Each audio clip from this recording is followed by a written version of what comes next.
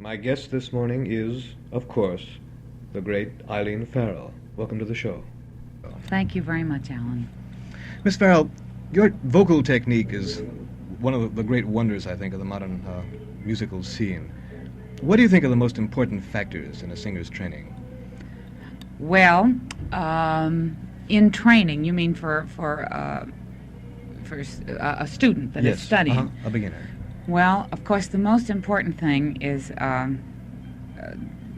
if you have your breath, then everything else is going to be very easy. I think learning how to breathe correctly is the most important thing, because then you sing on your breath, whether you want to make a loud tone or a soft tone. It depends upon how much breath you let out. So that I think the most important thing that a student who is studying voice, that the most important thing is to get your breath right. Well, in terms of a new role, something that you're just taking up, something that you're studying, say, for example, Medea, the first time you sang Medea, how did you approach the role? How did you start studying repertoire? Well, the American Opera Society, Mr. Oxenberg came to me and wanted to know would I do the Medea, and I said, well, I'd look at the score, and I just looked at it, and it's a very, there's nothing really extraordinary about this score. I mean, it's a very easy score to sing. It's long, but there's nothing very difficult in it to sing. So I said, sure, I would sing it. I would love to sing it. And I went over it with Mr. Gamson, and I learned the whole thing with Arnold Gamson.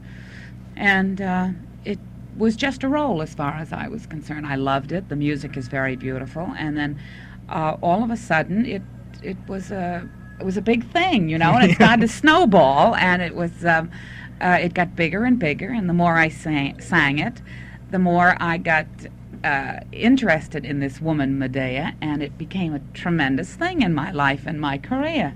I mean, it's about the biggest thing that I have ever done in my career. May I say, incidentally, just in passing, the recording was fabulous. Well, I'm so glad to hear you say that, because I haven't heard it as yet.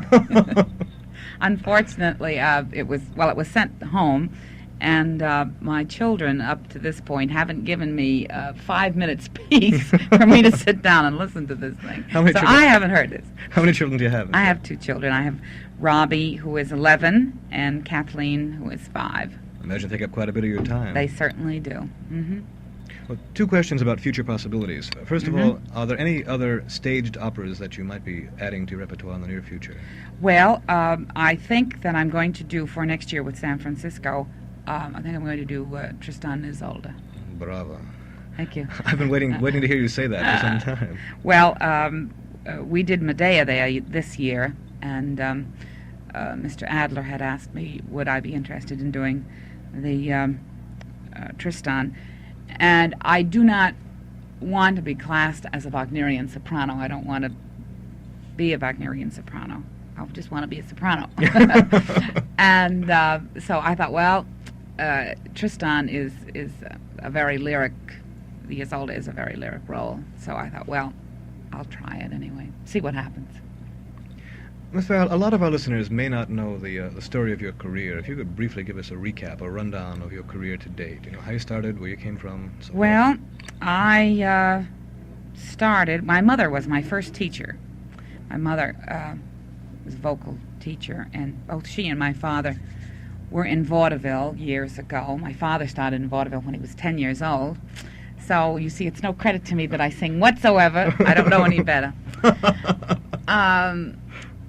I came to New York in 1939 and to study voice, and then I had gone to CBS for some auditions, and James Fassett of CBS and Lucille Singleton had heard me sing over there, and when Mr. Fassett was made head of the music department, then he made a program available for me, and I was with CBS for 7 years with my own show. And Eileen Farrell sings? Mm-hmm. And then I had other shows that I did, but I was for 7 years with a weekly show at CBS, which was a wonderful, wonderful start for me because it when I started to go into concerts, people had either heard my name, or had heard me sing on the radio, and it was easy for me to get into concerts because people were familiar with my name. Well, then you're no stranger to microphones, are you? Oh, no, Not at all. not in the least.